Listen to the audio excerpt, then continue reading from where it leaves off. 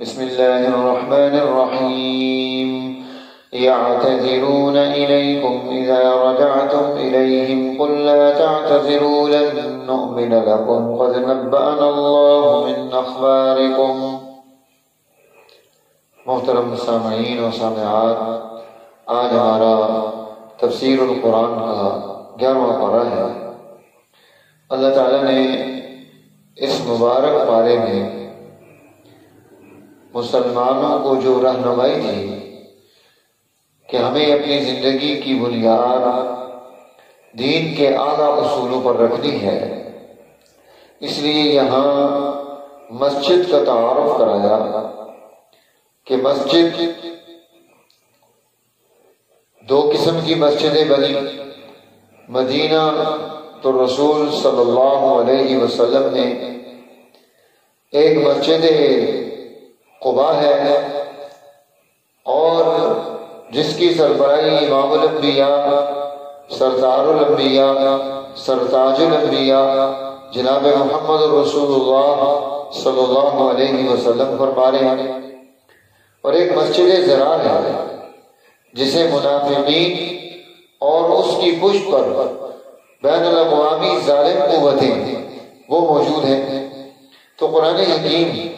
دونوں کا تعارف کراتا ہے کہ ایک مسجد کی بنیاد کس پر ہے؟ زرارا و کفرا و تفریقا بین المؤمنین، یہ تمام چیزیں اس میں آ رہی ہیں کہ نقصان پہنچانے کے لیے مسجد بن رہی ہے، کفر کو غالب کرنے کے لیے مسجد بن رہی ہے، مسلمان جماعت میں تفرقہ ڈالنے کے لیے مسجد بن رہی ہے، وَإِرْصَادًا لِمَنْ حَارَبَ اللَّهَ وَرَسُولَهُ، اللہ اور اس کے رسول کے دشمن کے لیے کہا تھا کہ جہاں سے وہ چھپ کر حملہ کر سکے وہ جگہ بنائی جا رہی ہے، اور دوسری طرف مسجد اللہ کے نبی جیسے بنا رہے ہیں جس کی بنیاد تقویٰ ہے اور طہارت ہے، پاکیزگی ہے، اللہ کی محبت ہے، اللہ کے نبی کی محبت ہے، انسانی سوسائٹی میں جوڑ پیدا کرنا ہے۔ تو قرآن حکیم ان دونوں کا تعارف کراتا ہے کہ دیکھو ہم اپنی سوسائٹی میں کون سی مسجد بنائیں گے جس کے نتیجے میں انسانی زندگی آگے بڑھے، نہ کہ انسانی زندگی میں فساد پیدا ہو جائے۔ اس لیے تفرقہ بازی اور نفرت یہ دین کی بنیاد نہیں، یہ ہماری گھڑی ہوئی چیزیں ہیں۔ پھر قرآن حکیم نے یہاں چونکہ سورہ توبہ ہے، اس میں حضور علیہ السلام جب قیصر روم کے مقابلے میں گئے تو 3 طرح کی جماعتیں پیچھے رہ گئی۔ سب سے پہلی جماعت تو منافقین کی تھی، جن کے بارے میں قرآن شروع میں کہہ رہا ہے یعتذرون الیکم اذا رجعتم الیہم، جب آپ آئیں گے تو وہ آپ سے عذر، معذرت اور بہانے کر کے اپنی جان بخشی کرا دیں گے۔ دوسری جماعت وہ تھی جس جماعت نے حضور علیہ السلام کے آنے سے پہلے، مخلص مومن جماعت ہے، اپنے آپ کو مدینہ شریف کے مسجد نبوی کے ستونوں کے ساتھ باندھ دیا کہ ہم سے غلطی ہو گئی، اللہ کے حبیب نے آ کر کھول دیا، معافی ہو گئی۔ تیسری جماعت تھی ایمان والوں کی، جن میں کعب بن مالک، مرارہ بن الربیع اور ہلال بن امیہ۔ اب ان تینوں نے اللہ کے نبی صلی اللہ علیہ وسلم کے پاس آ کر کوئی عذر، کوئی معذرت، کوئی بہانہ، کوئی چیز نہیں پیش کی، سستی ہو گئی، غفلت ہو گئی۔ حضور علیہ السلام نے ان کے معاملے کو اللہ کے سپرد کر دیا۔ اس لیے قرآن حکیم وَآخَرُونَ مُرْجَوْنَ لِأَمْرِ اللَّهِ إِمَّا يُعَذِّبُهُمْ وَإِمَّا يَتُوبُ عَلَيْهِمْ، کہ ایک ایسی جماعت کہ جن کا کام اللہ کے حکم پر موقوف ہو گیا،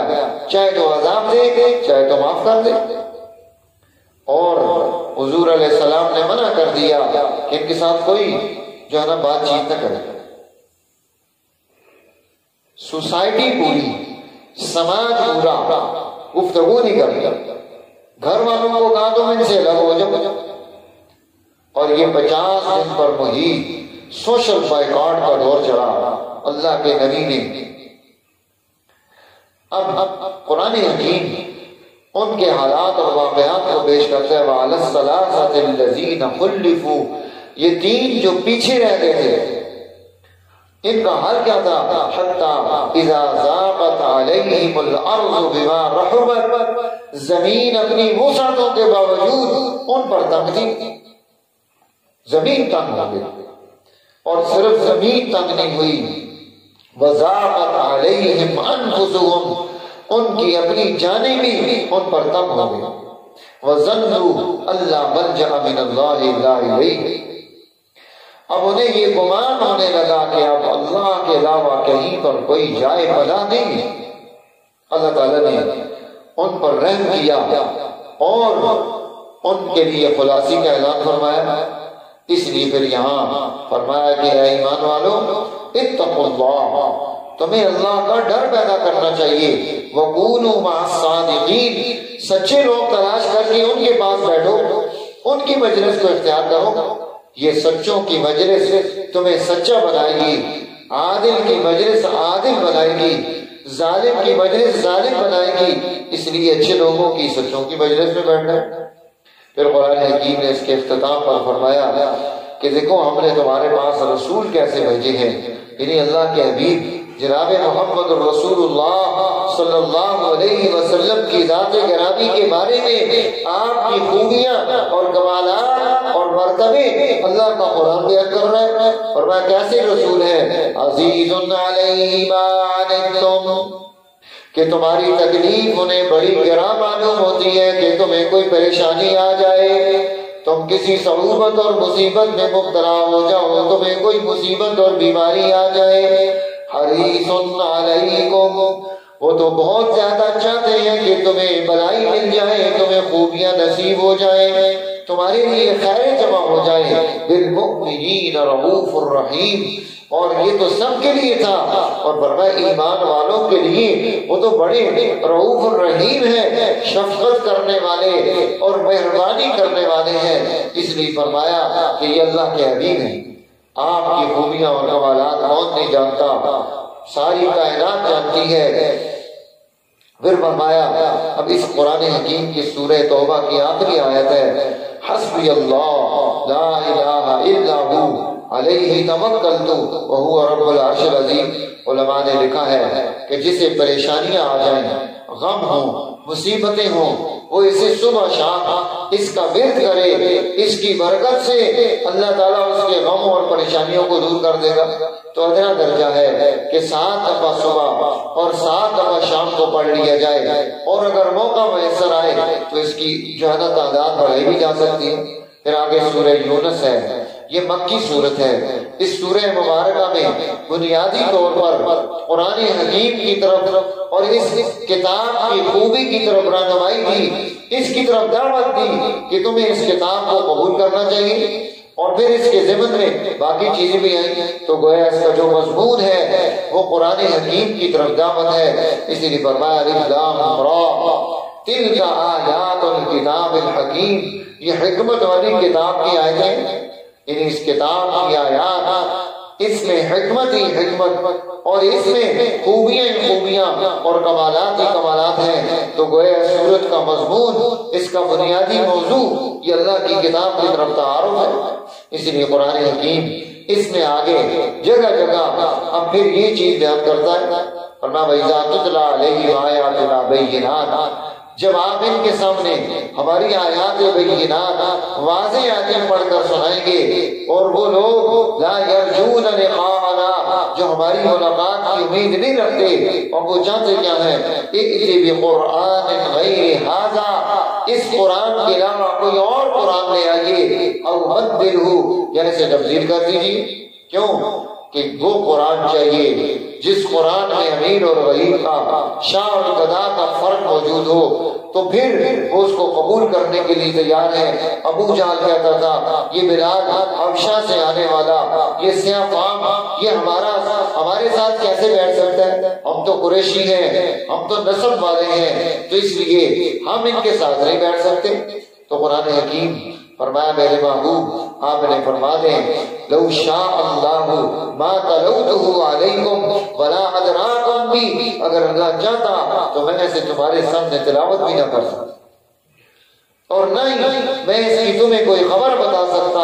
اللہ کی مرضی تھی اس لیے تمہیں یہ ساری چیزیں بیان کی جا رہی ہیں۔ اس لیے قرآن حکیم نے یہاں پھر جو ہے تعارف کرایا، پھر قرآن حکیم کا تعارف کرایا اور اس کی خوبیوں کی طرف رہنمائی دی۔ وما کان ھذا القرآن ان یفترى من دون اللہ، یہ قرآن ایسا نہیں کہ اللہ کے علاوہ کوئی اور اسی اپنی طرف سے بنا کر لے آئے۔ اگر کسی کے اندر ہمت ہے تو قرآن جیسی کوئی آیت، اس جیسا لازوال قانون، اس جیسی بہترین حکمت سے بھری ہوئی چیزیں کوئی ایک چیز پیش کر دے، فَأْتُوا بِسُورَةٍ مِّن مِّثْلِهِ، سب کو جمع کر لو، ساری طاقتیں مل کر، ساری قوتیں مل کر تم قرآن جیسی کوئی چیز نہیں پیش کر سکتے۔ اس لیے فرمایا لوگوں قد جاءتکم موعظۃ من ربکم، تمہارے رب کی طرف سے یہ جو نا موعظت، یہ نصیحت، یہ تمہارے لیے آ گئی ہے۔ آج ہی میں نے اپنی آئی ڈی پہ ایک حدیث کنز العمال سے جو ہے وہاں پر میں نے وہ شیئر کی کہ اللہ کے نبی فرما رہے ہیں کہ کچھ چیزیں ایسی ہیں جو لاچار اور عیب والی ہو جاتی ہیں جبکہ ان کی عظمت اور تعظیم کو قائم نہ کیا جائے۔ اس میں ایک چیز اللہ کا قرآن بھی بیان کیا کہ اگر یہ قرآن ظالم کے دل میں ہوگا، اس کے پیٹ میں ہوگا، تو یہ وہ ظالم قرآن پڑھ کر ظلم کر رہا ہے، قرآن تو عدل قائم کرنے کے لیے آیا ہے۔ دوسری چیز فرمائی کہ جس گھر میں قرآن کا نسخہ موجود ہو، یہ اللہ کی کتاب گھر میں پڑی ہوئی ہو اور اسے کوئی پڑھنے والا، اسے اٹھا کر کھولنے والا اس گھر میں کوئی نہ ہو، تو یہ بھی جو ہے غریب بن جاتا ہے کہ اللہ کا قرآن موجود ہے اور اس کی تلاوت کرنے والا کوئی نہیں۔ تو اس لیے فرمایا کہ تمہارے پاس یہ کیا چیز آئی، شفاء لما فی الصدور، یہ دلوں کا شفا ہے، اندر سے جتنے زنگ ہیں یہ اللہ کا قرآن انہیں اتار دیتا ہے۔ اس کا ایک ایک حرف، اس کے ساتھ تعلق، یہ رمضان اور قرآن ان دونوں کو جمع کر دیا۔ اس لیے فرمایا میرے محبوب وما تقول فی شأن وما تتلو منه من قرآن ولا تعملون من عمل الا كنا عليكم شهودا، کہ آپ کوئی بھی کام کرتے ہیں، اللہ کے قرآن کی تلاوت کرتے ہیں، کوئی نیکی کا خیر کا عمل کرتے ہیں، تو وہ ہم وہاں پر موجود ہیں، تمہاری چیزوں کو دیکھ رہے ہیں۔ تو اس لیے قرآن حکیم، اس کا تعارف، اس کے ساتھ محبت، اس کو پڑھنا، اس پر عمل کرنا، یہ تمام چیزیں تفصیلات اس بارے میں اور بھی ہیں۔ اس کا نام یونس ہے، سیدنا یونس ذنون جو مچھلی کے پیٹ میں گئے تھے، ان کے واقعے کو بھی یہاں بیان کیا کہ جب وہ اپنی قوم سے نکل کر چلے گئے، قوم کو سمجھ آئی، ساری قوم من حیث القوم اپنے گھر سے باہر نکل آئی، بچے بھی لے آئی، اپنے جانور بھی لے آئے اور سب کو ایک جو ہے میدان میں لا کر ماؤں سے بچوں کو جدا کر دیا کہ یہ بچے بھی روئے، ہر روئے، ہر شخص توبہ کرے، اللہ کی طرف رجوع کرے کہ اللہ کے نبی، اللہ کے محبوب اور رحمتوں کو کھینچنے والے وہ ہمارے علاقے کو چھوڑ کر چلے گئے۔ اللہ نے ان کی توبہ کو قبول کر کے ان پر مہربانی کی۔ قرآن حکیم یہاں اس کا بھی تعارف کراتا ہے۔ اللہ تعالیٰ ہمیں قرآن حکیم سے محبت، نسبت اور تعلق عطا فرمائے۔ وآخر دعوانا الحمدللہ رب العالمین۔